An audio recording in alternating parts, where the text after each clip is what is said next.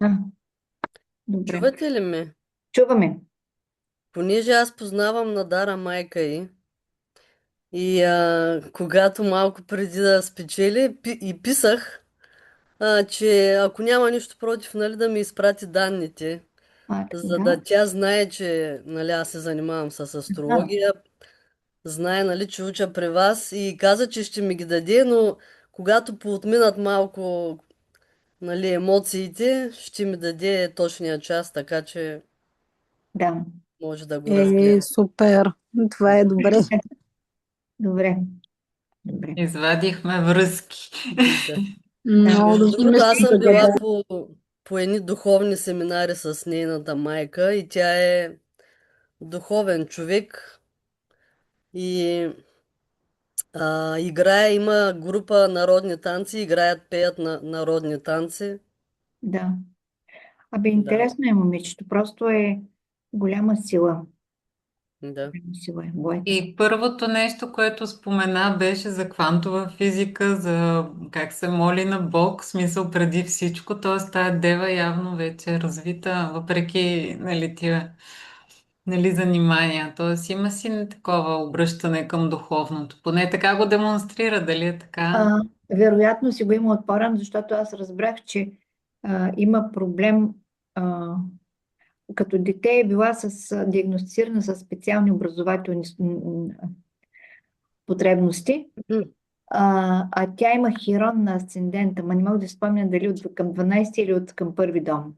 Не като дете, извинявайте, че Да, се намесвам, не като дете просто са имали, че е палава и така нататък.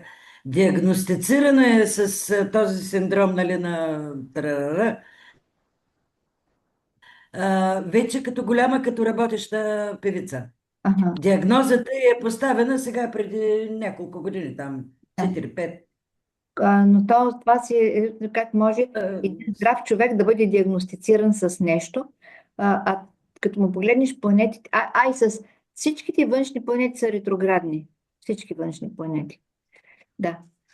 Всъщност, ето това е, така се изразява ретроградността в живота. Да, Ще и го аз пусна четах после. за нейната синдром, всъщност на хиперактивност и за неумещо да се Фиксиране на концентрира. вниманието, Тя да. винаги го е имала този проблем, но като ученичка не е обръщала внимание и сега вече в певческата си кариера, като започва да се развива, вижда, че това и пречи и по този повод да го диагностицират. Да, Така че това ни пречи в развитието, след като е осъзнато. напротив, той явно я амбицира още повече. Да, да, точно, за да Да, докаже. Аз четах един а, анализ психологичен, че точно тези хора трябва да бъдат насочвани да се развиват там, където им е приятно и където им е дарбата. да, И Дара в едно от всичките интервюта, сега аз вече ги обърквам кое, кога и как и с кого, в едно от тези интервюта тя каза, че майка ѝ е била тази, която е настоявала, защото тя пее организирано от 4-5 годишна и танцува също, и танци, и песни, но някъде към седми клас а, тя самата е казала, бе, що да не отида в езикова гимназия, обаче майка е настояла и казала, ти трябва да пееш. да, И обяснението на психолозите е, че такива хора с този дефицит на внимание, като ги поставиш в средата, която е тяхната рождена среда де-факто, и тогава могат да бъдат много ефективни, което тя го доказва, нали, с... да, да. Да. И всъщност тя е много дисциплиниран човек, така казва, че и ми направи впечатление, ако ги сравните, аз не го гледах. Аз бях в това време на събор в Петрич и после, понеже много се разшумях и викам, чакай да видим какво стои за това явление. И изгледах малко от скрова ги, така не ги гледах песните. Това, което тя показа, е много голямо постижение, защото тя много игра. Тя танцува и пя, без да й падне гласа, А после прочетах, че тя обърнала внимание най-вече на дихателния си капацитет. Значи тя е много добре инструктирана, с много добри треньори и самата тя е много работлива явно. Като дева и а Сатурн им правеше Тригон с девата. с девата. Да. Този стелиум в дева определено да, Да. и дава стимул и постоянство, но тя всъщност хиперактивност или дефицит на вниманието има. Мисля, че дефицит на вниманието, но за хиперактивност аз не съм чувала. И Можем да ги има и двете. хиперактивност и дефицит на вниманието. Възможно е Поне да така, Защото, самата тя го казва. да, това си мисля, че от Марс опозиция Оран и от многото Дева, Меркурий в Дева, т.е. много се мислят нещата и нервната система дава на късо. Да. А Добре. Слънцето в кой градус е? Защото аз като се замислих, то Дева, обаче по сидералния хороскоп си е лъв. Не. А не е ли в Да, края? да. Да, точно за това, може би и това все пак зависи там от лунната стоянка ли. Не, тя лъва, Марс в лъв го има, значи Да. тя има опозиция на Марс и Оран. Марс е в лъв, Оран е в Водолей, така че тая опозиция сама по себе си вече си е бомба. Да. И Ясно. Пуснете тази карта да я разгледаме Ще пак. пуснем, да. Аз от идея ви се мъча да я намеря, обаче трябва да спра. Не съм толкова добра с техниката, че да рискувам да излеза от стаята. Я пусна, но я имам с другия асцендент, не съм го сменила. Нищо, аз си я бях направила и като картинка даже. Като бях я записала, чакайте да видам. Так. Някой казва за асцендент стрелец и аз я обмислям. Аз когато я съставих, моето интуитивно така усещах, че асцендент стрелец, тъй като Юпитер в Риби е в трети дом, точно който управлява гласа. И без часа това ми е усещането. Защото и Слънцето остава в девети дом с цялото това струпване. Възможно е да е така. Марс е в 8 дом в Лъв. Влиянието и върху хората. Някой вече е пуснал един хороскоп. Нищо, за сега гледайте планетите. Да, това е, да, с Скорпиона. Значи, да, Луна Сатурн. Сатурн е в Телец, Луната е в края на Овен и Сатурн в Телец прави тригон на струпването. Питаше стили 16 градуса е Слънцето, Хирон на асцендента, Плутон в първи дом. Аз имам самата много и Уран и Плутон ми са свързани с личните планети и много го я усещам тая енергия. И първото нещо, което знаех, така усещах за нея, викам, това момиче има планета в първи дом. Мислех, че може да е Марс. Мислех, че може да е Марс и да е лъвица. Обаче излезе така. Така, сега ще продължим Дара да си обсъждаме в класрума, а пък в момента можем да продължим Тя всъщност е свързана с темата, защото виждате, всъщност тя е в Меркуриев знак и виждаме как се отразява този Меркуриев знак по един позитивен начин в този случай. Така.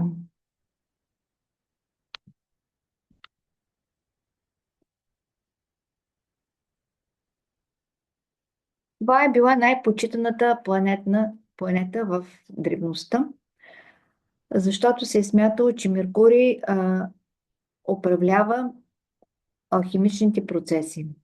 Има един куп гравюри, които го показват по този начин.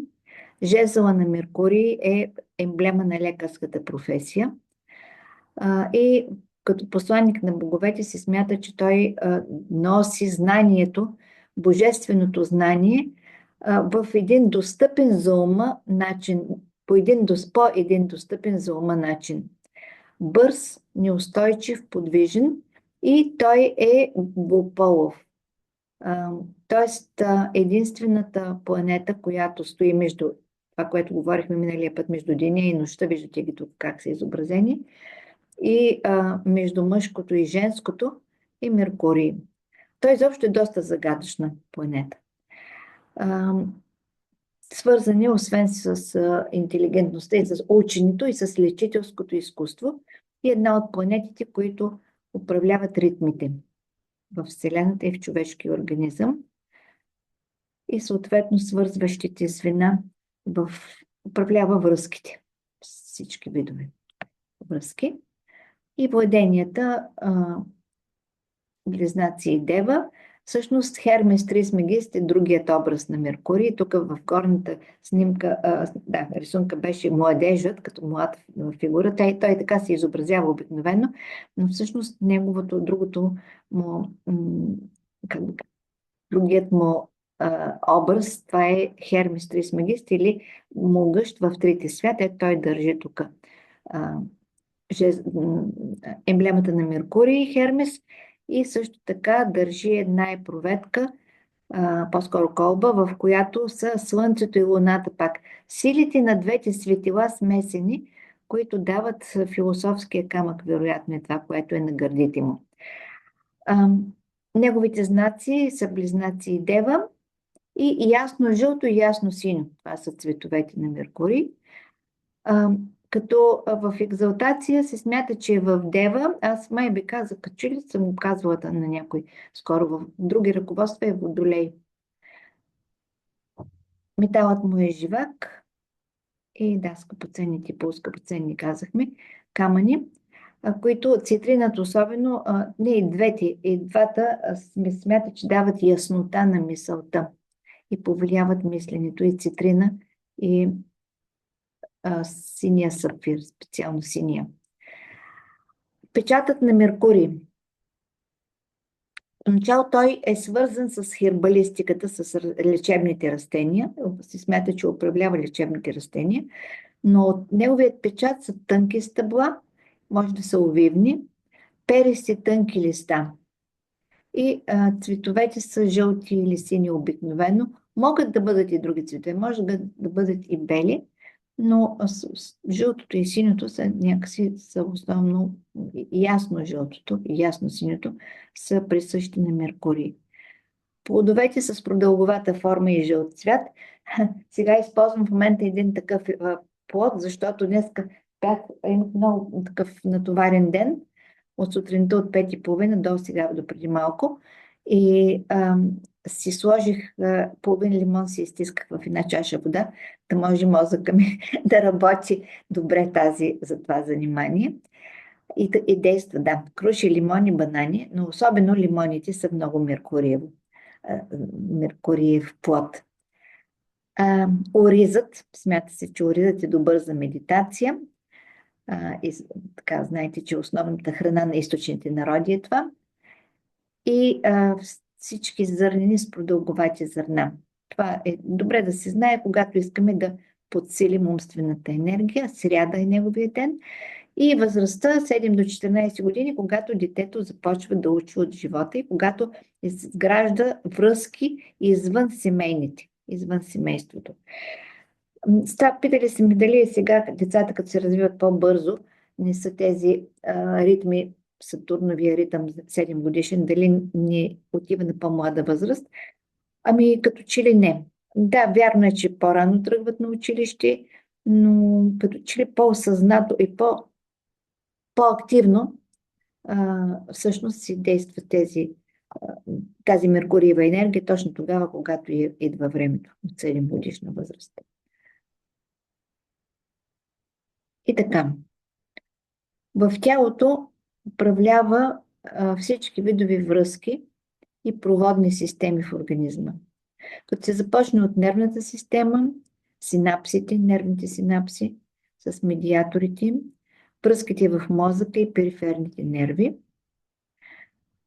т.е. и в мозъка и периферните нерви, съдовите на лимфната и кръвоносната системи, съдовите, не самата лимфа, не самата плазма, не самите кръвни елементи, а самите съдове, ритмичността на процесите също, има отношение към това, има отношение към, не знам друга дума как да употребя, но алхимията в организма. Алхимичните процеси в организма и то на дълбоко клетъчно ниво, където става превръщането на нещата, превръщането на материята в енергия, да, трансформациите. Дихателната система изцяло, т.е. той е най-силният изразител на елемента въздух или елемента въздух е негов изразител. Като се започне в дихателната система, дори от ноздрите, не носа, самия нос, не, но носоглътката по-точно, ларингса, гласните връзки и до белите дробове. И също така ръцете, горните крайници. Тоест, това, което управляват неговите два знака, близнаци и дева. Сега дева, той не може да се каже, че управлява директно червата, обаче управлява ритмичността на процесите, ритмичността на перисталтиката. Също така и това, за което споменах, самото освояване, алхимията, това освояване на нещата, на нутриентите, примерно, преминаването им през клетъчната стена. Много финни неща са неговите, по много фин начин. Когато стигнем до системите, ще видите, че всъщност всички 7 планети от старите, плюс 3 нови, намират своето място във всяка система. Само, че едни са по-водещи, други са в по-подчинена позиция, но не липсва никоя.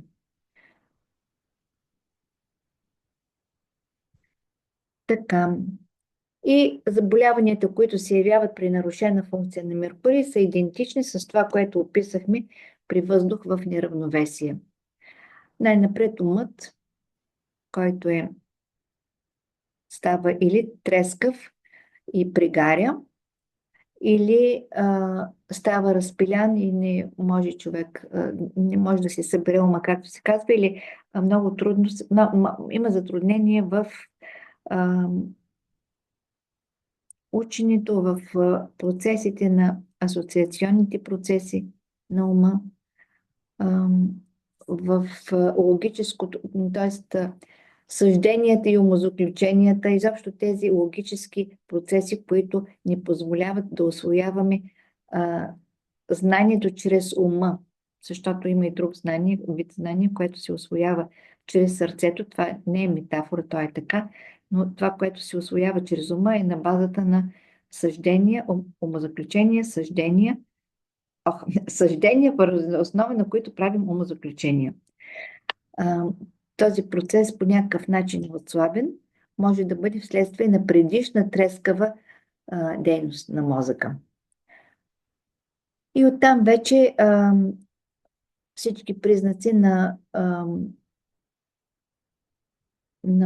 то не е само бърнаут, но умствена, така, не работиш добре ум. Отпадналост, безсъние, неврастения. Неврологичните прояви са всякакъв вид тикове, изтръпване, невралгии, това са всичко неврологични.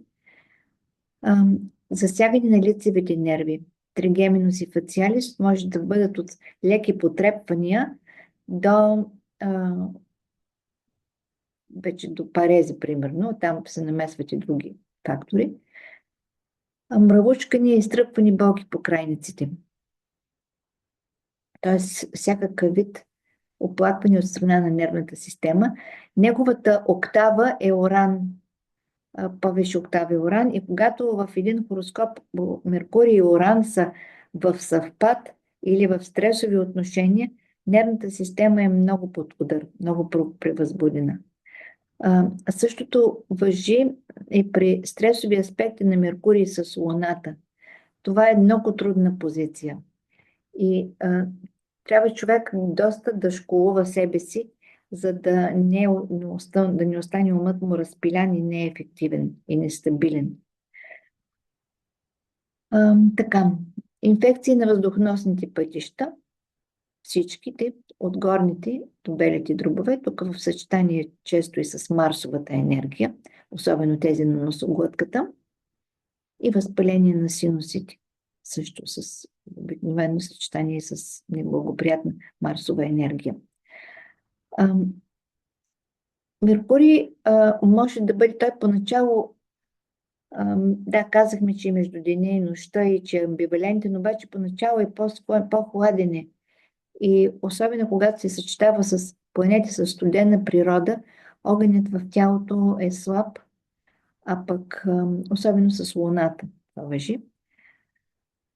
При Меркурий и Юпитер те са двойка и съчетанието им е добро. Единствено при квадрата е възможно ума да бъде доста разпилян и трудно овладяем, а при Меркурий и Сатурн при благоприятни аспекти Сатурн придава дълбочина на разсъжденията на ума. При съвпад е възможно да има малко забавени в началото на ученето, на начина, по който едно дете учи или един човек учи и умствената дейност, което с течение на времето да бъде преодоляно. Да, за Меркурий и Уран казах, и при Меркурий и Нептун стресовите аспекти подсказват психични преживявания, които може и да не са лесни, също така да има склонност към бягство от действителността и злоупотреба с средства, които те извеждат ума от практическата и заобикаляща го среда. И сега, да, преди това ретрограден Меркурий. При ретроградния Меркурий, това беше важно, орбиталните периоди на Меркурий и Венера, да ги посоча, защото, вижте, Меркурий има много къс орбитален период, обаче Меркуриевото връщане е веднъж годишно. Веднъж годишно той се връща на рождената си позиция. Това се дължи на факта, че той 3 пъти в годината е ретрограден. И всъщност за нас един Меркуриев цикъл пак е горе-долу 360, т.е. една пълна обиколка, един път годишно, да кажем. Меркурий се връща на рождената си позиция. Така, да се внимава при ретрограден Меркурий при операции и манипулации, защото може да се наложи поправки или реоперации и така нататък. Когато даваме консултация за операция, кога е благоприятна, да се има предвид, че Меркурий символизира ръцете на хирурга, а Марс символизира самата операция. Така че тези две планетни енергии трябва да бъдат взети предвид, когато даваме консултация, кога да бъде извършена една манипулация или операция. И сега имаме тук пример. Стела тук ли е? Тук ли си? Да, тук съм. Добре. Стела ни предостави своя хороскоп, защото казва, че тя има всички симптоми, свързани с Меркурий. Вижте, на Слънце и Меркурий в съвпад в Рак, то не е чудно това. Близичко е Лилит, но не е чак много близо. Луната е в Дева, Луна и Плутон в съвпад в Дева и асцендент Риби. Венера е в другия Меркуриев знак. Управител на 6-тия дом е Слънцето, да, което е в знака Рак. Това, което виждаме, всъщност какво виждате? Да не говоря само аз.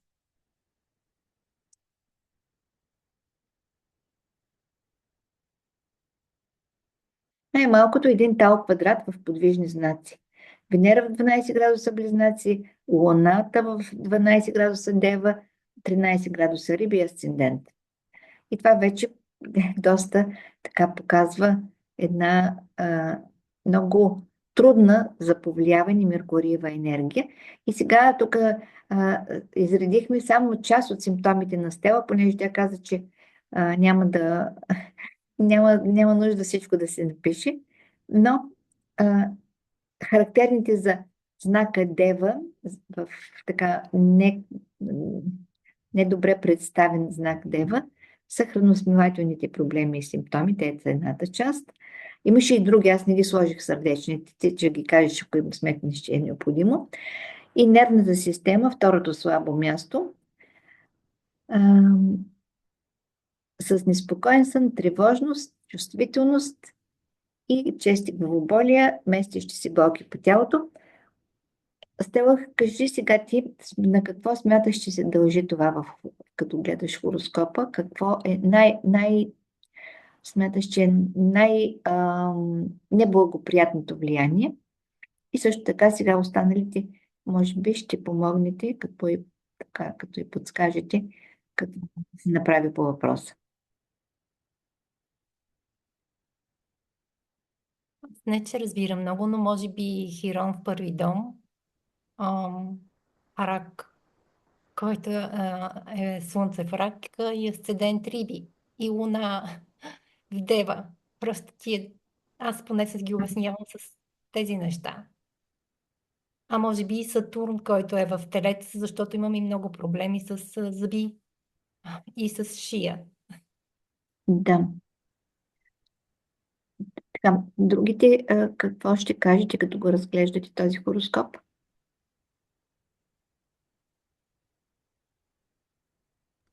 Ами тук Да. е някой друг ли иска да говори, че аз нещо... На мен ми направи впечатление, че Меркурий и Луната са във взаимна рецепция. Тоест, тук, нали, когато говорихте за аспект между Меркурий и Луна, тук може да се вземе в предвид, понеже Меркурий е в Рак, Луна в Дева. Те много така са подчертани връзката между тях и освен това, нали, имаме планетки в знак на Луната, имаме планетки в знак на Меркурий, в Близнаци и Дева. И съответно от тук, нали, може да бъде и по-напрегнатата нервна система, безсънието. Отделно Луната, той има 10 градуса от Плутон, обаче Плутон и той ми се вижда доста ключов там на линията. Той всъщност е над десцендента, но така прави впечатление Луна Плутон в седми дом. 10 градуса за Луната е допустим орбис, да. Допустим орбис е. Там също може да идват и някои тревожности и притеснения. Иначе да, асцендента Риби, те са много така възприемчиви, емоционални, чувствителни. Може да си каже, че повечето емоции се отразяват и на физически план. Иначе нещата, които описахте и са отстрани в табличката, плюс съдовете, там проблеми, са точно познатите на шести дом. Нали, първият е в Лъв и Девата, тя също започва в шести дом, общо взето. Да. И още нещо има. Всъщност тя има много малко огън в този хороскоп. Хирон и Марс, обаче Хирон не знам доколко е благоприятно от тая позиция на Хирон в Овен. И другото, което мисля, че е доста водата, защото всъщност имаме тригон на Слънцето и Меркурий с Нептун, Рак и Скорпион, и третия воден знак и северния възел също са в вода.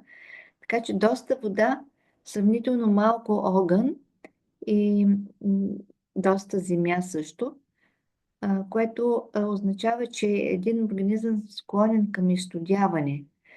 Тя казва, неустойчива температура на тялото често по 36 градуса. Да, но понякога с усещане за горещина. Лучия, да, ти искаш нещо да кажеш? Сповядай. Секунда, само ще поместя камерата, не ме слушам. Аз имам следния въпрос. Може би нещо съм пропуснала в предходните лекции, но просто в момента, в който видях Слънце в Рак на 25 градуса, веднага се сетих, че всъщност а, относително от отдавна имаме прогресивно слънце в Дева и то ще е там, всички знаем доста. И просто принципно исках да попитам, в момента в който имаме такъв вид нали, проблеми, както са доста тук изредени, Мгм. то е ясно, че наталната карта ни е водещото, но доколко и кога и дали въобще гледаме прогресивна карта, защото за мен тя също би трябвало да има значение, но не съм сигурна, за това питам. Да, да. Гледаме. И в предишните... Не знам кое беше второто занимание. Мисля, че сравнявахме и прогресивния хороскоп и сега ще имаме такава възможност, но не на нея. Не с Да, нейния. добре, благодаря. Това Да, беше от мен. така че само, че а, 69-та година. Аз си направих прогресивна карта в момента на телефона си. Реално в момента имаме слънце на 20 градуса в Дева. Да, Друго правилно в е. Дева ни е Плутон също, но той е нормално, той няма, нали? Но Слънцето си има още 10 години да поседи там. Да, Това е, че тя казва, че от детството има храносмилателни проблеми, така че Това е друго, защото в детството, нали, в първите 5 години, които са до лъва прогресивен, аз просто това ми стана любопитно и затова го мислех. Но да. естествено, но особено за Слънцето, те си мисля, че има значение. Както, примерно, по тази логика, ако в прогресията, тъй като говорим за Меркурий, той стане, примерно, от директен, ретрограден, според мен също би имало значение за човека. Мгм. Но доктор Балкова ще каже. Да. Просто ми стана любопитно и си взех да питам. Океана. аз може ли само последно да споделя нещо? Така от погледа, който имам, ми се струва, че раците са по-склонни, и това мисля, че го казахте предния път, от девата да имат проблеми с стомаха. Може би заради тази прекомерна емоционалност, не знам. Докато Луна в Дева, обикновено, като съм говорила с хора с луни в Дева, обикновено са, въпреки че нали, тя управлява там червата, обикновено нямат проблеми с стомаха и храносмилането, но при тях пък е точно това безсъние, тревожност, от прекомерно обмисляне на нещата, нали, от умствено ниво там идва вече при умората. Да, добре. Говориш за Луна в Дева, нали? Да. За Луна в Дева, да. Защото Потвърждавам за Луна в Дева. Аз съм с Луна в Дева и нервен стомах. Определено още от детска възраст. ти отказва точно до обратното в момента, ама добре. Значи, да, зависи изобщо от комбинацията. Вярно е, че Дева всъщност едно от нещата, които са така трудни при тях, са този ум, който е непрекъснато заед с някакви мисли, такива от практичен характер и съответно страхове. И те много често това рефлектира в кости, в скованост, гръбначка и така нататък. Обикновено те са с Луна в Дева са чувствителни към храни, но имат и много добър усет за храни. В смисъл, те си знаят кое им вреди и кое не. И подбират. Да, не винаги, но до голяма част от случаите. А пък поначало с Рак и Дева, с тая комбинация, Рак и Дева, тук гледате Лилит и Луната са в секстил, който не знам тук доколко е благоприятен. Тук определено едната прицелна точка си е храносмилателният тракт с комбинацията на Рак и Дева. И рибите, които са чувствителни, както вече беше казано. Добре, да сега какво да правим? Какво да прави Стела, според вас? Това е като, нали, слагаме диагнозата, оттам нататък Ела, съвет. ти само защото аз виждам антибиотици, нали, като в смисъл, нали, какво си правила до тук, нали, виждам антибиотици, инфекция, нали, и другото тревожно състояние, което напоследък контролирам с по-малко стрес и грижа за себе си. освен тези другите неща, в смисъл какво си правила, нали? Това е единия ми въпрос към Как тебе. се лекува, искаш да кажеш, нали? Питаш как Да, как се е лекувала, в смисъл как се е терапевтирала, по-скоро, нали? Как се е терапевтирала. За мен е тук по-скоро аз виждам един голям акцент, който може би, не знам, тук допускам по-скоро. Нали? Да, девата, но виждам един голям акцент, който отива в седми дом. За мен Луната също е в седми дом. Ако този асцендент, нали, е верен, той е 1 градус Орбис, нали, по-скоро и тя е в седми. Южния възел е в седми. И тук по-скоро виждам един акцент, нали, по-скоро към другите, може би, и се чуда дали ти някъде не си се изоставила себе си, нали, защото пък споменаваш, че а, нали, последна контролирам с по-малко стрес и грижа за себе си. И нали, в същото време, нали, имаш един северен възел, който ти е в първи дом. Той ти е, нали, Аза. Там ти е. В смисъл, ти трябва да се погрижиш наистина за себе си. И Хирон там. Също той Хирон в първи дом. А, Сега да, в смисъл, позицията му в Вен е интересна, но като цяло в първи дом, така би трябвало да ти дава, може би едно по-скоро трудно заземяване, като че ли смисъл не знам как управляваш енергията. Смисъл, въпросът ми щеше да е с някакви енергийни практики, дали си се занимавал, чисто енергийно, нали, дали си се занимавал, защото аз имам Хирон в първи дом и всъщност съвсем наскоро открих за себе си също, че е много ключово наистина човек да е наясно с това как той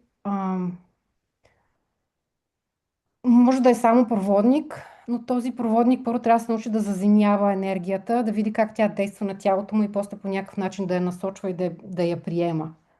Защото всъщност повечето от нещата, които могат да се появят като някакви блокажи, те са и на чисто енергийно ниво. А Ами, пък, извинявай само, че последно, нали, южният възел в Дева, ам, можем да го разглеждаме като Меркуриев, но можем да го разглеждаме и като Хиронов. Поне по това, което аз съм чела. Аз бях споделяла на едно домашно, че има една теория, че Хирон е управител на Дева.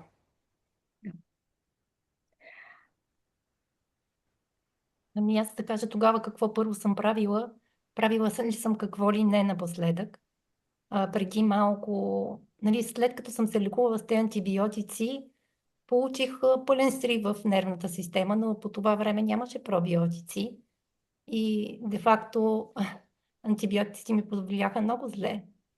Оттам нататък почнах йога, почнах хомеопатия и така нататък и горе-долу закрепях положението. Като всичко това беше свързано с много работа и много стрес. И така, тук преди 2 години, общо взето, този стрес ми дойде в повече и работа. И реших, че няма така да продължавам и започнах да ходя по лекари, които ми намериха много диагнози. И оттам нататък реших, че в крайна сметка аз сама ще се справям доколкото мога. И понеже все пак се занимавам с някаква наука и винаги имам един научен подход в случая, освен енергиен, иначе енергийните ми интереси и неща са свързани с камъни, с минерали, с природа, с аюрведа, с какво ли не. Просто в един момент се занимава с всичко възможно, включително малко ароматерапия, след това капките на Бах, сега астрология и курса. Така че просто главата ми наистина прелива от информация, но напоследък това, което ми така много ми обяснява нещата, е, че аз си направих нутригенетичен тест и микробиомен тест с метаболити, които до известна степен директно препокриват това, което ми се е случило. И в крайна сметка сега сменям хранене, уча се да се храня, уча се да се движа и съответно намалям работата до макс. Тоест гледам по-малко хора, които ме нервират, по-малко хора, които са в лошо настроение, с проблеми и така нататък. Така че това беше едно голямо пътуване за мен. Може ли да кажеш Всичките ми проблеми. какво работиш? Моля? Да споделиш какво работиш? Ами аз работя в Институт по биоразнообразие и екосистемни изследвания. Се занимавам с биоразнообразие, предимно на почвени организми, напоследък малко с микробиоми, с микроорганизми в почви. Просто ми е много разнообразна работата. Тя ми харесва. Определено цял живот съм учила нещо ново и ново. И наистина беше много голямо пътуване и къде ли не, нали, специализации, неща. Обаче изискванията, които е имало към мене през цялото време, и като съм се старала да ги покривам, са ми дошли в повече. Да. Ами всъщност това, че южния възел е в Дева и Луната е в Дева, показва, че ти си идваш с знание за природата. Това знание, мисля, че по-дълбоко сега се изразява по един научен начин, обаче то те променя. Плутон е там, където е Плутон, трябва да стигнем до личната си сила.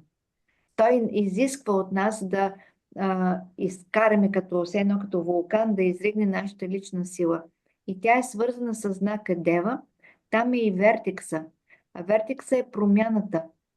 Това, което носи пълно преобръщане. Това значи думата вертикс. Така че това струпване в Дева, мисля, че може да бъде много така от помощ. Сега, след като казваш с какво работиш, това са изключително важни неща. Тук все пак да обърнем сега внимание пък на хубавите неща в хороскопа. Сатурн е в тригон с Луната. Сатурн в Телец. Т.е. работа с Земя, с почва, точно това, което правиш, е нещо, което много помага. И мисля си, че продължавай с тези неща, които ти идват, всичко, което изреди ароматерапия, бахова терапия и кристали и камъни, защото то е част от едно знание за земята и за природата и за почвата, което ти носиш вътре в себе си, и всичко, което се е случвало до момента, е за да изкараш това знание, да го проявиш в живота си. Защото след Девата, вижте какво следва. Юпитер и Уран във Везни. Това е много силно в 0 градуса Везни. Знаете, че първите градуси дават един устрем да се реализира нещата. Тук, разбира се, има вече отношение към взаимоотношенията. Това не е тема в момента. Да, така че това за мен е много важно нещо. Моя син има обратната комбинация. Той е еколог също и има Дева асцендент Риби, Луна в Риби. И знам, че с тая комбинация Дева Риби, човек, независимо, че е обърната в случая, човек е изключително усетлив по отношение, и не само усетлив, той е свързан много с природните енергии. Тялото е свързано с природата.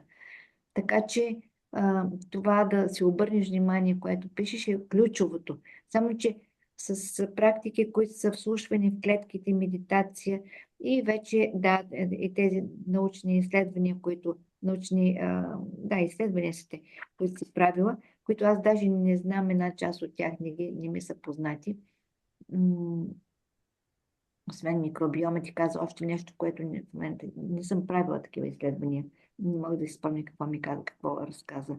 Да, така че това е според мен посоката.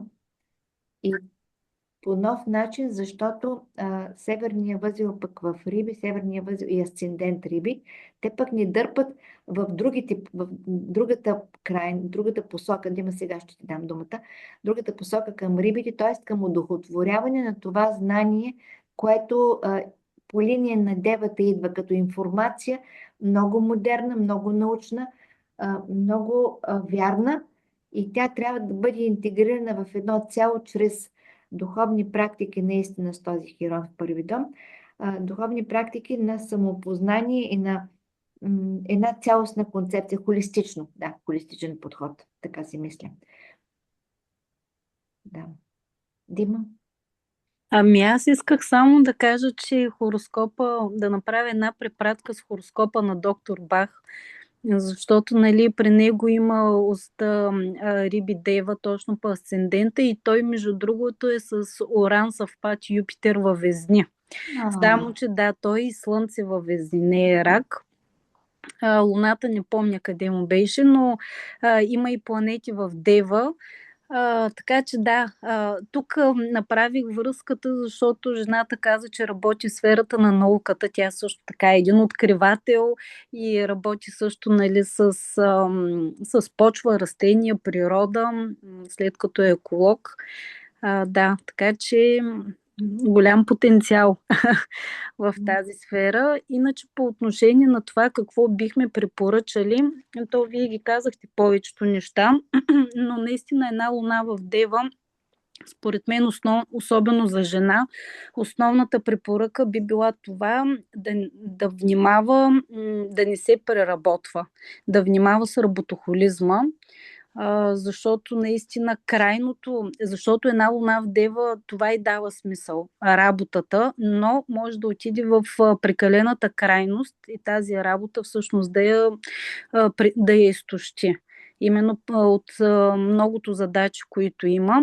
Също така другото нещо, но тя се е стигнала до него, за една луна в Дева винаги природосъобразният начин на живот и здравословното хранене е номер 1, за да може тялото да се чувства добре. И другото, което също при нея ми прави впечатление, че тези Уран и Юпитер имат аспект с нейния Марс в Стрелец, което ще означава, че тя по принцип има много нужда от движение. Много енергия и съответно може би гимнастически упражнения също така, повече разходки сред природата, чист въздух, което ние си знаем по принцип, че е полезно, но смятам, че при нея с тази комбинация Марс в огън, с Уран и Юпитер, затварянето в някакво затворено пространство дълго време, примерно работното място, ако е такова, лаборатория или нещо такова, би било по-скоро натоварващо здравето им. Да, Дима е абсолютно права. Точно се докарах до крайност поради работа.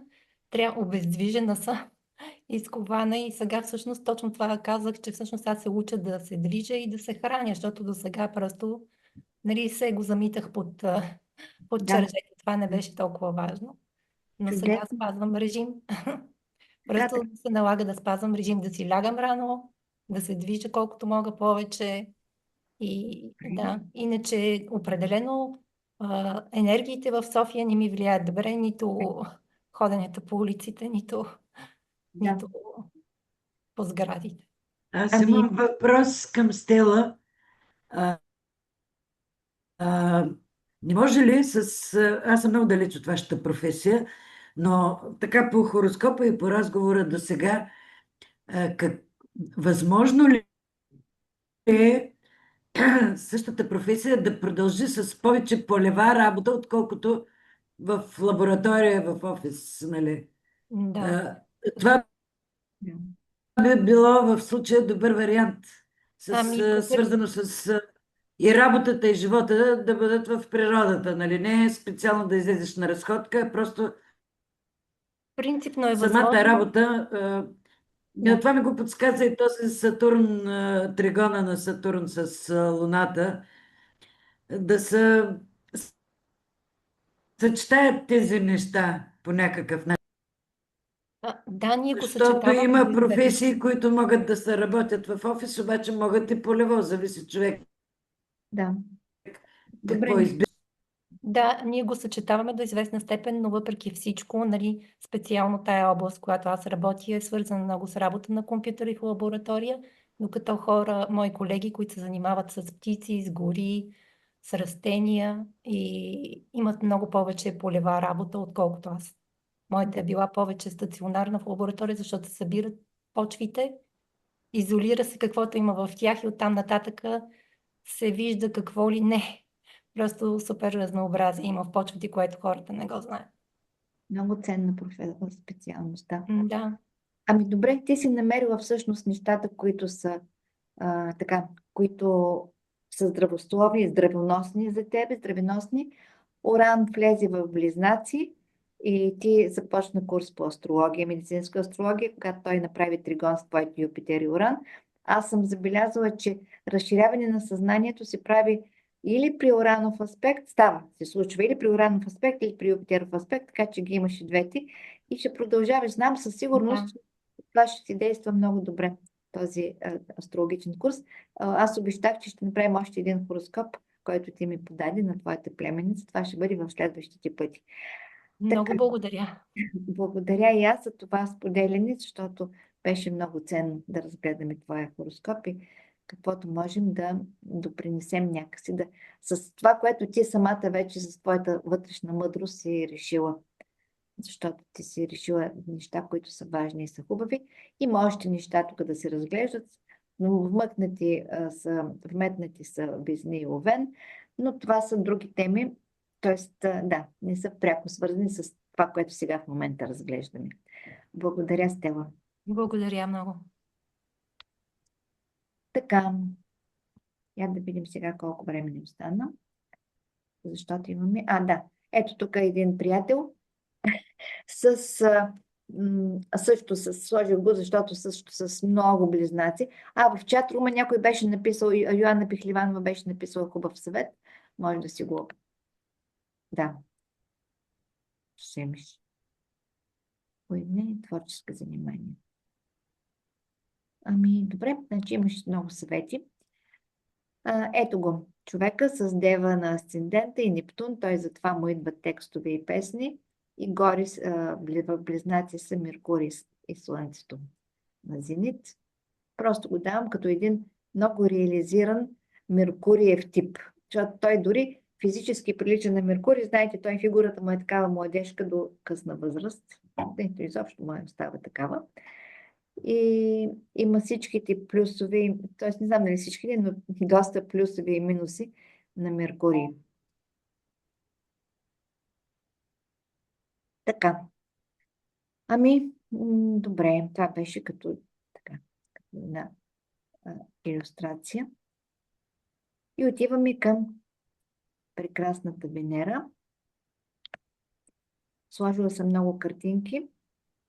Това е любимата музата на Сандро Ботичели, която той рисува във всичките си картини.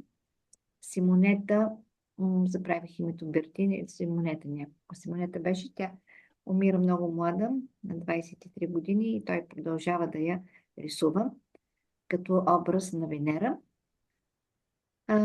Топла, влажна, омекотяваща природа и навсякъде, където се появява, в нас е красота и хармония. То вижте тази самата планета Венера, тази снимка на Венера и тя е такава много радостна и красива.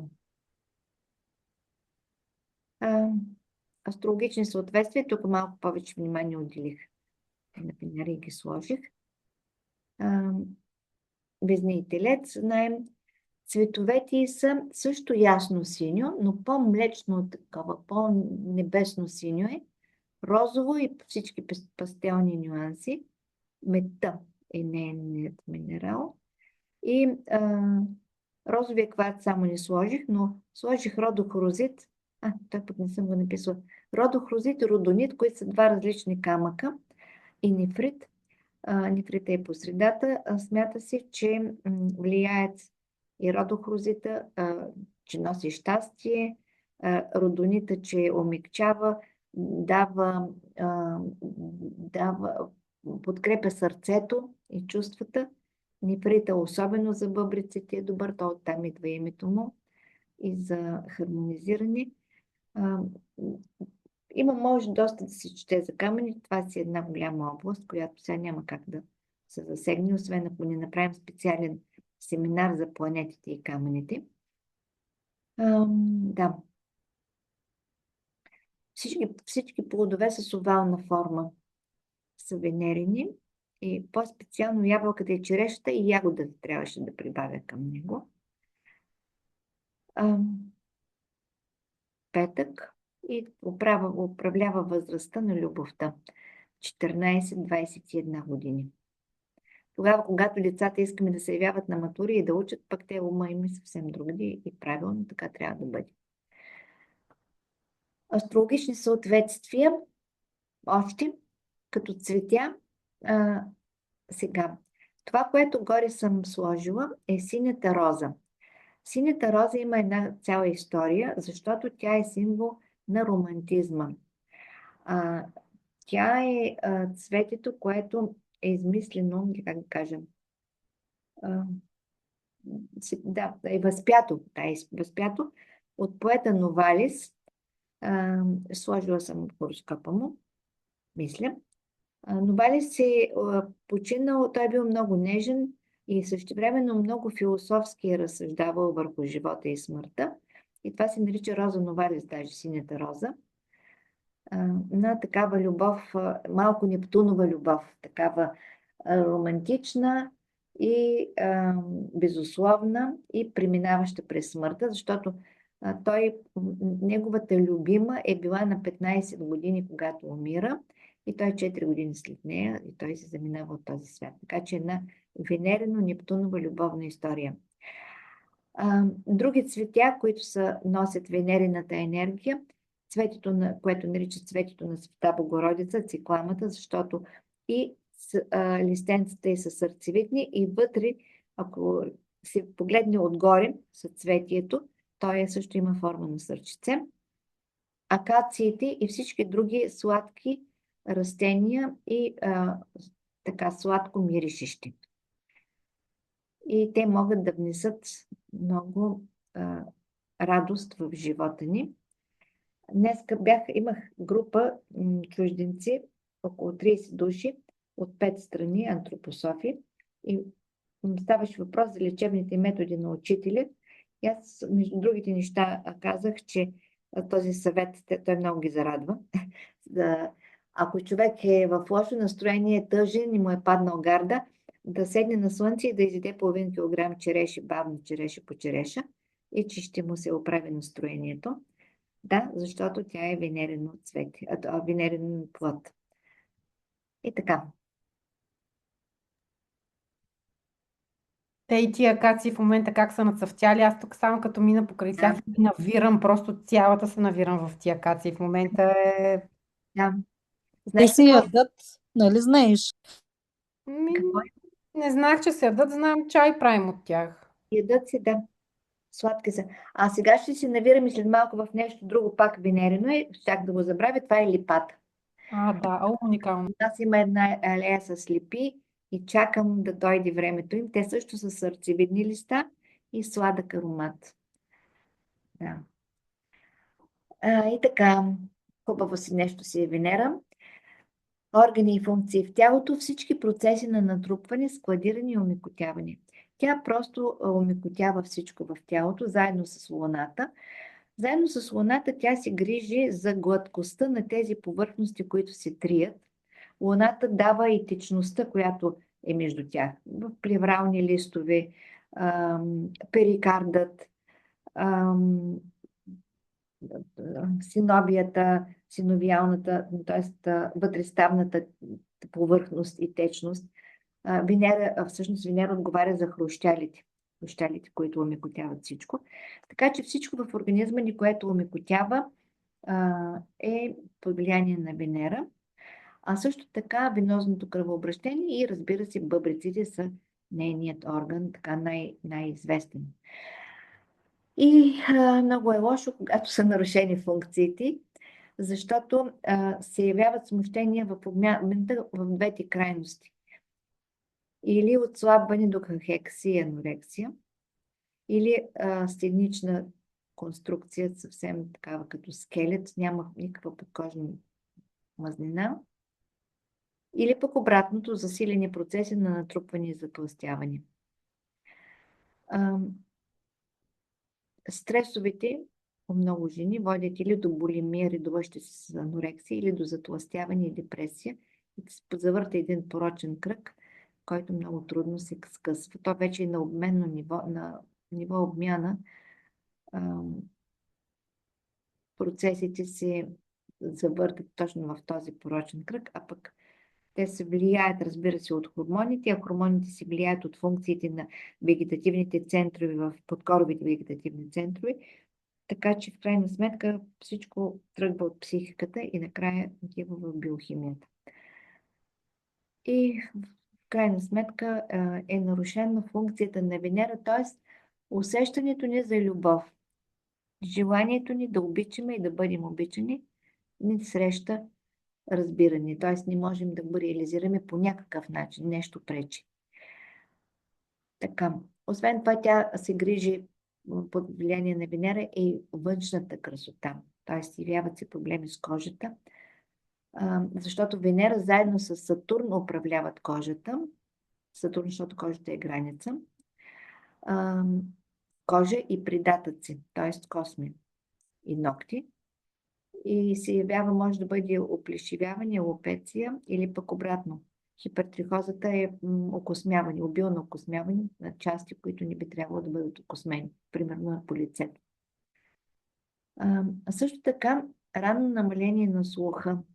Сега това не знам на какво точно се дължи, в смисъл, че то е свързано с функциите на вътрешното ухо, но тук се намесват малко и функциите на Меркурий и Уран, защото те са свързани също с слушането и чуването. И да, но се смята, че и венерените смущения.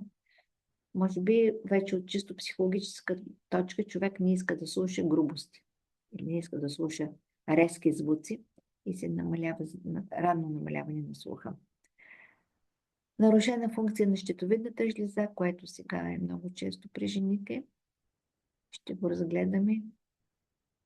И проблеми с бъбреците. Те всъщност, нарушената функция на щитовидната жлеза води до една голяма част от горе описаните обменни нарушения. Така, пък бъбреците са органа, който регулира хомеостазата в организма, водно-солевия баланс, алкално-киселинното равновесие, т.е. пак тази регулираща функция, която Венера има. И бъбреците са свързани с взаимоотношенията. И аз съм описала и в книгата си, когато човек, за хора, които са имали разочарования, тежки или пък грозни взаимоотношения, огорчението им се вкаменява, се отлага като камъни в бъбреците. В по-добрия случай, в по-лошия случай може да бъде и до рак. Имала съм такъв един пациент. Да. И така, да. Ето го, Новалис. Един представител на Венера с Венера в първи дом Близнаци и Слънце и Луна в Венерения знак Телец. И Уран, един изпреварил времето си. Той, като му гледа човек хороскопа с тези земни знаци, ще каже, че това е много така човек, той е от благороднически происход. Човек, който е много в материалното, но всъщност това всичкото е в 12-ти дом. И Телеца е вмъкнат в 12-ти дом и той говори за живота и смъртта, че са едно нещо и че няма смърт. Като умреш, отиваш в дома си. Нещо много типично за 12-ти дом и наистина от туберкулоза се заминава. Туберкулозата, макар че е болест на белите дробове и би трябвало да се отнася към Меркурий, но всъщност тя е болест, която се явява от разочарование, неудовлетвореност, липса на любов в живота. Тук, вероятно, защото преобладава изстудяването, елементът студ. То не е елемент, как да кажа, да, изстудяването. И болестта, туберкулоза е била широко разпространена най-вече сред хората по-чувствителните, артистичните среди. Възпята е в операта Бохеми. Умира Мими от туберкулоза. Той е починал от туберкулоза, приятелката му, любимата му също от туберкулоза, което те не са били бедни хора. което е една такава носталгия по един свят, който е красив, който не може да бъде достигнат. Има интересни, има приведени негови, мисля, че една негова книга. Аз извадих някои мисли негови. Той е изключително почитан от антропософите, защото се смята, че това е природеният Рафаел Санти. Да. Аз даже мислих, че е Сандро Боттичели, защото същата история. Пак любимата умира и той след нея. Рафаел също почива сравнително. Сандро Боттичели почива също сравнително млад. Мисля, че беше на 35-6 години. И тук също. Тоест, такива души, които са финни, нежни и не могат много дълго време да издържат на този свят. И сега обаче стигаме до една душа, която е доста силна и която успя да се прибори с една опасност. И тук даваме думата на Стиляна, за да говори за нейния син Кай.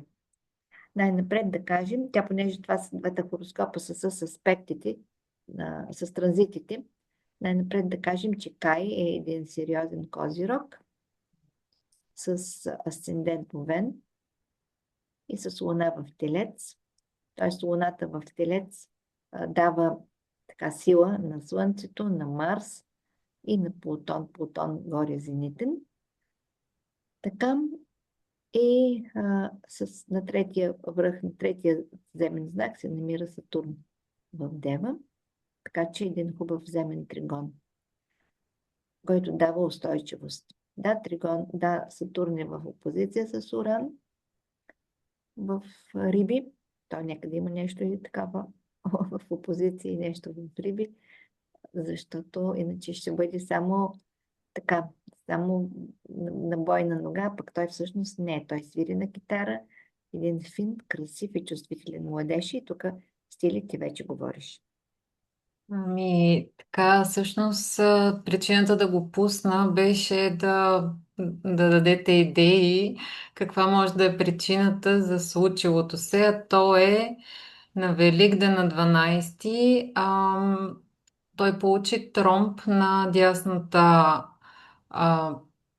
субклавия вена, която е под ключицата и ръката тук отдолу беше посиняла и подута. И отидохме в спешното, там се установи в Пирогов, че има тромб, нямаше лекари, така беше доста драматично. Това според мен беше, може би, от това влизане на енергията в Овен, която квадратира, нали, т.е. беше на асцендента му тази енергия, Нептун, Сатурн, Меркурий и Марс, нали, в последствие се попреместиха в първия дом. Т.е. това беше удар по асцендента от една страна. От друга страна аз го виждам по Плутон върху Меркурия му, който почна да прави квадрат на Луната му в Телец. Нали, като Меркурий, да кажем, ръката или там тази вена, не знам защо ти така мислиш, че е по Венера, аз по-скоро по Меркурий го видях, този удар, който се стана. Всъщност идеята ми беше, че той няма установена причина за това нещо. Имаше пълно запушване и лекарите даже, нали, бяхме закъсняли за операция, защото тя е изисквала 14-дневен срок, а то се установи, че е по-стар този тромб, т.е. той се натрупвал и в този момент вече, когато се установява, е било късно и в Пирогов ни позабавиха така с една седмица им държаха там малко без да предприемат мерки други. Така че за операция бяхме закъсняли и всъщност се видя, че на скенер нямаме физическа причина, няма физическо притискане на реброто, не е имало удар, което обичайно, да кажем, става. Генетичните изследвания са окей, т.е. нямаме генетична причина, нямаме и тумор, да кажем, или някаква... За сега хипотезата е, че от усилие, сега, аз не знам дали е възможно от свирането на баса, който, да кажем, седи в някаква по-такава поза с това рамо. Другото беше, че бе ходил на фитнес, но той не е фитнес маняк, да кажем, да ходи всеки ден, веднъж седмично да е отишъл и не мисля, че е правил нещо, кой знае какво. Другото е танците, може би това е най-реално, където повдигат момичетата с цялата им тежест и ги въртят. Това обаче той ходи от една година на тия танци. Смисъл, че нали, лекарите казват, ами това е от усилие. Тоест мускула е притиснал вената, което как може да доведе до абсолютно пълно запушване. Сега те му се изсмяха, но наистина 2 дни преди да се случи това, той има вече приятелка и тя му е лежала тук буквално на гърдите и така с пали, тъй като той е много такъв... М, много се съобразява. Според мен той просто не е мръднал, може да усещал притискане и това е било 2 дни подред. Буквално беше едно такова време, в което те си почиваха и лежаха цял ден. И не знам сега от какво е, дали е възможно и от това, но или някакво натрупване на обстоятелства, не знам. Но за сега това е мистерия, защо какво се е случило. И при пълно запушване, всъщност лекарите казаха, че е въпрос на късмет. Въобще да се отпуши. Някои бяха казали, че няма да се отпуши, други казаха, то ще се реканализира чрез други вени. И така започна едно усилено мое отчаяно такова енергийно вмешателство, нали, всъщност почнах с някакви Възможни средства, да го кажем. с други какви ли не средства. Така, и всъщност хубавата новина от вчера, че само за 1 месец, те казаха, след 3 месеца ще видим дали въобще има някакво реканализиране на тая вена. Нали, въобще не звучеше добре. От 3 до 6 месеца евентуално нещо да се отпуши от вената. Това беше прогнозата. И сега хубавата новина е, че вчера идваме от Доплер и вената е на 90% отпушена. И тя лекарката самата не можа да повярва. И да, това беше просто едно огромно облегчение за момента. Той сега сигурно цяла година ще продължи да пие там кръворазреждащи пие. Но те всъщност не лекуват тромба, не го разграждат, те просто пречат да се съсирва кръвта повече, доколкото разбрах от техните обяснения. И така, всъщност това е, Да. което Ами, е разказа ми. Нали, енергийната страна някой друг път може би ще го разкажа в някой семинар. Не знам дали сега да губя времето. По-скоро нали, да дадете идеи какво може да е влиянието, което може да е оказало такова нетипично нещо за млад човек, който е активен. Нали, това се получава при залежаване, при някакви такива неща.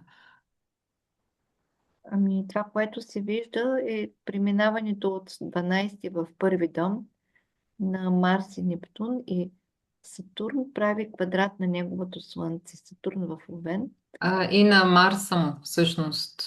Особено във втората карта, където бях във втората болница, там просто тримата на куп, тогава трябваше да се реши дали да му правят операция, и направиха квадрат на точен на Марса му, който му е управител на хороскоп. Аз мисля, че Сатурн точно е бил На 7 градус или на 5 може би беше. Сега точно не мога да... не, и Юпитер на Слънцето. Чакай. Юпитер на Слънцето, а Сатурн на Марс. Да. Юпитер на Слънцето, а Сатурн на Марс. Юпитер в квадрат в Рак. Извинявайте. Опозиция, на да. Слънце. Да. Да, Юпитера. Слънцето. Да. И другото е, че и възлите се движат по оста на здравето в момента. Аз миналата година бях с такива възли, то също ме вкарах в болница, факт. Да, при него. Дева Риби. Ами това е струпване около асцендента и в квадратура с Марс като управител на асцендента, пък и той Марс по принцип си има съвпати с Плутон. Определено си е доста предизвикателно. Мен ми е по-интересно откъде идва в хороскопа му като потенциал този проблем. Нали, на 6-ти дом имаме лъв.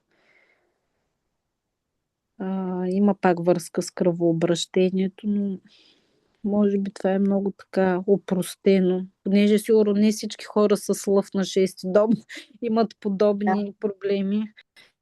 А дали все пак тази ос, т.е. рибата, като вметната, тя няма ли отношение също към кръвообращението, където са Венера и Оран срещу Сатурн? В смисъл, Аз вметнатата риба като цяло няма ли отношение към кръвта?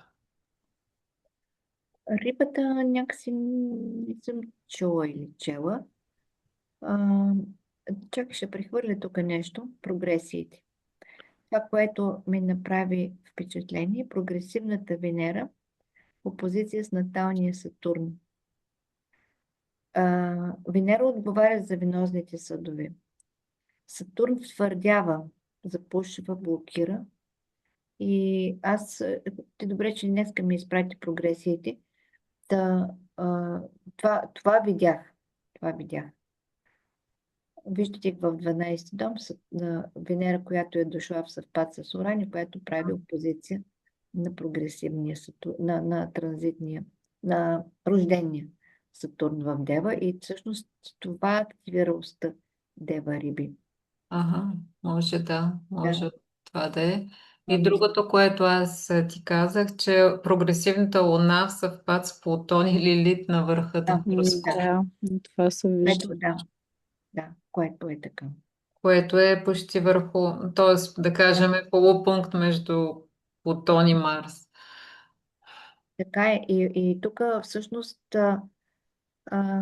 това негово сериозно така, примеждие предизвика доста големи трансформации във вас с баща му, защото вие 2 месеца всъщност оставихте всичко друго назад, което си е един така сериозна трансформация.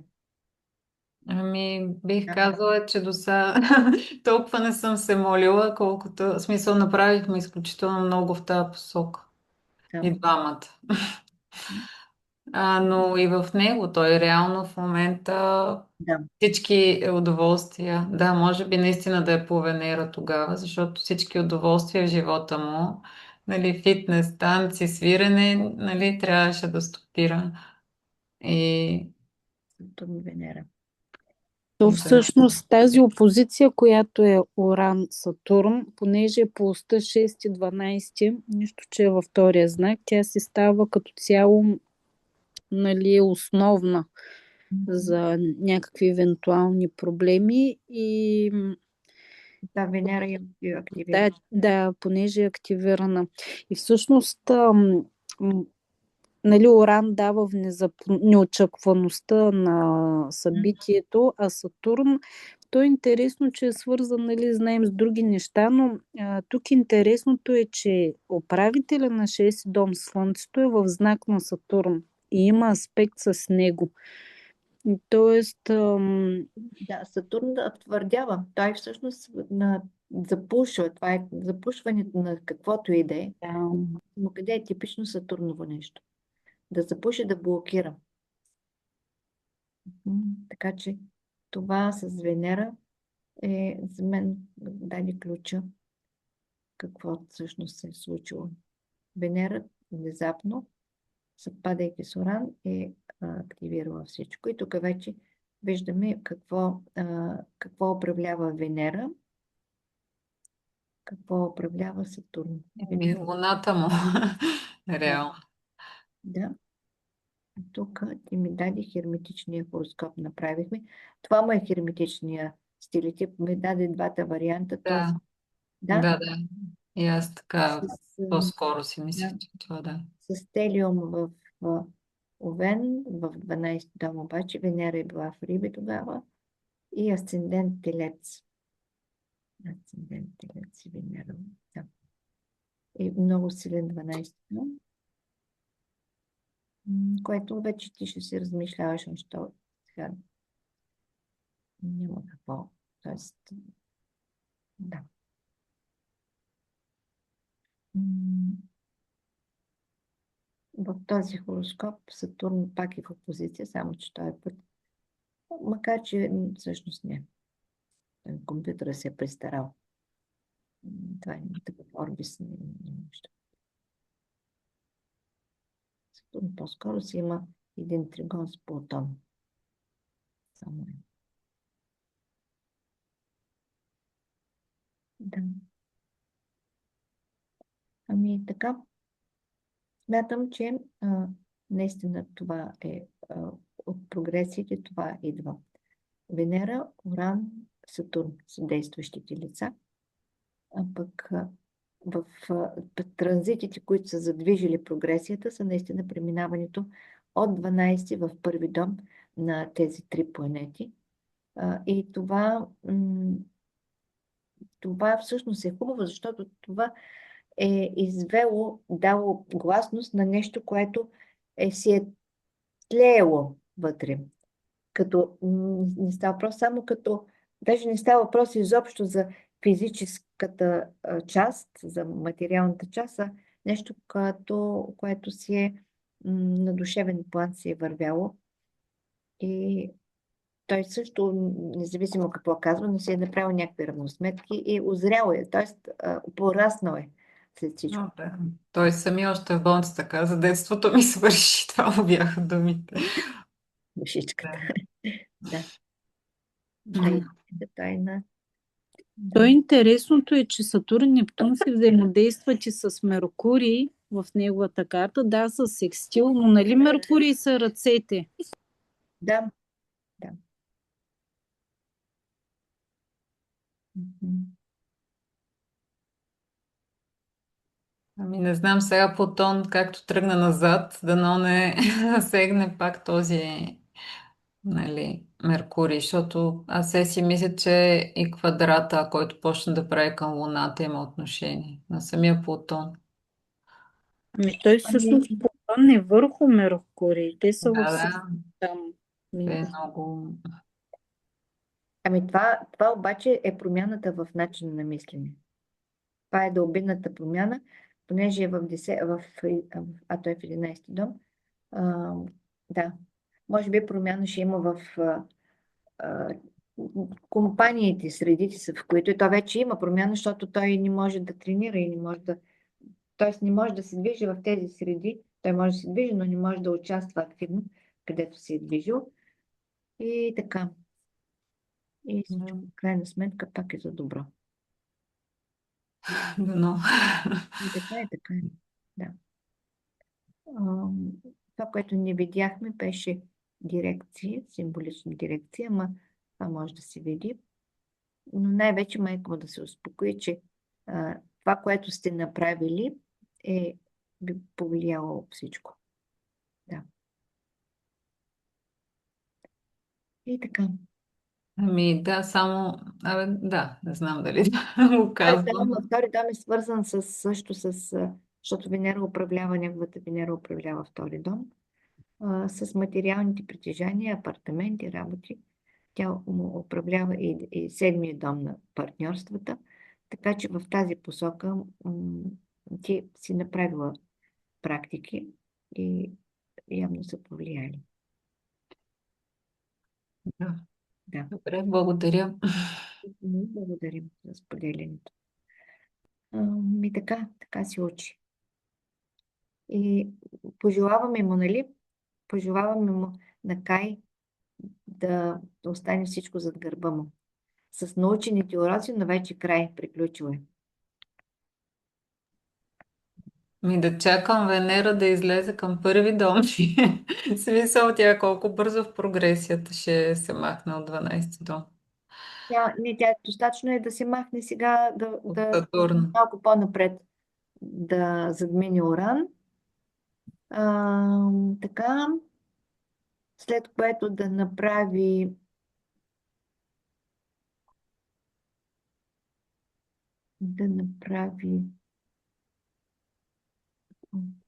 тук секстил с Юнона. Се сложила и планетоид. Виж, Венера много не те интересува вече, защото тя е фона. Прогресиите са фона, върху който се развиват аспект транзитите, събития показани от транзитите. И сега вече, аз ти казах още докато говорихме, че се успокояващото е, че всичко това мина в първи дом. От 12 в първи, защото ам, стряскащото е, когато преминава едно такова струпване от планети, каквото Марс, Меркурий и Нептун, който на това отгоре е бавно движещ се. А пък, когато планетите напускат един дом, те обикновено показват за какво става въпрос. И тук вече Нептун, когато преминаваше, аз си спомням какво чудо беше, ще оперират, няма да оперират. Едните казват така, другите казват така, той има трето мнение. Това е типично Нептуново объркване и в крайна сметка вече се изясни, че без операция. Да. Когато Меркурий си дойде в първи дом, стана ясно. И Сатурн май беше вече. Ами да, всъщност тогава затова ви питах за този квадрат, който реално в момента, в който трябваше да го приемат или за операция или не, тия тримата Сатурн, Меркурий и Марс направиха точния квадрат на неговия Марс. И на Слънцето съответно, защото нали, все пак да, малко по-далече, но квадратираха и Слънцето, затова питах за операция Слънцето. Не е ли като зловредни Да. да са в случая? Ами така е. И другото, което наистина тогава беше силна такава енергийна атака, според мен и породовата линия от към мъжа ми, защото ние точно в същата нощ се случи самоубийство в неговия род на негова братовчетка. Просто беше много изключително стресиращо всичко това. Да. И просто все едно си витаеше нещо. Ами Марс, Плутон горе. Ами, Да. да. И така, размина се за сега, дано да продължи така към добро да Се е се развие. разминало. Няма, просто се е разминало. Значи, в лекция съм, някъде като ти звънна след малко. Да. Добре. А, няма, няма да казваш така. Всъщност се е разминало и този преход от 12 в първи дом е важен. Той просто във всеки един хороскоп той носи едно облегчение, като че ли казваш, ох, мина вече. И независимо даже кои планети са, независимо прехода между 12 и първи дом се усеща много добре винаги. Това го знам от собствен опит. Ако сте се гледали, ако сте си проследявали живота, сигурно го знаете. И така, Стили, благодаря. Благодарим за този много интересен пример, който загадъчен буквално. Благодаря и аз. Имаме. Йоанна пише, има ли значение, че Уран е преминал в Близнаци, който носи изненадите и то на ръцете по Близнаци? Да, виж, това е интересен въпрос. Той, като е преминал в Близнаци, той всъщност е направил опозиция на Плутон. Нали така? Да, на Плутон. Това не знам дали е Лилит. Лилит е, но не е опозиция, а е Квинконс. Говори за Уран. Говори за Уран. Да, те Уран, той Плутон е в нулевия градус първи градус на Козирог. Не, да, на Козирог. Да. Ами Но нищо, пак той е Квинконс. Да. От друга страна прави тригон на Юпитер. Ами, успешно да върви напред, така и както пише Мария. Да. Много прекрасно дете, така че му пожелаваме всичко това да е минало. Изчистило е нещо. И така. Така завършваме днешната среща. и в синхрон с красотата на Венера и с музиката, която идва от Меркурий и Венера, защото Меркурий се казва, че носи ритъма, а Венера хармонията, ви пожелавам вдъхновени празници, защото идват много красиви празници. Имате ли нещо за споделяне?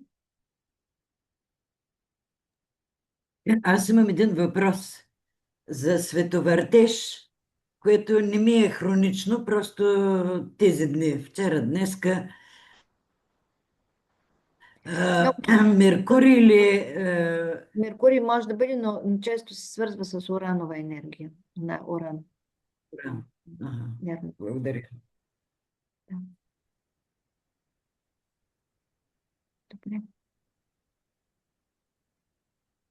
Нещо друго да кажете?